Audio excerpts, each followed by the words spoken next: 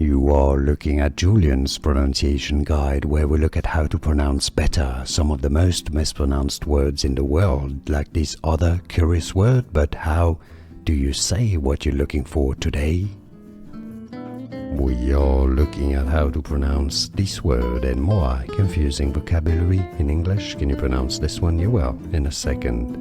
A name of Greek origin, Chthonic.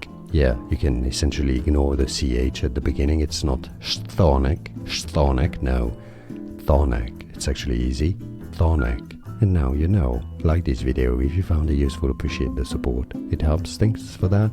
More videos for you here to learn more correct pronunciation. See you there. Thanks for watching.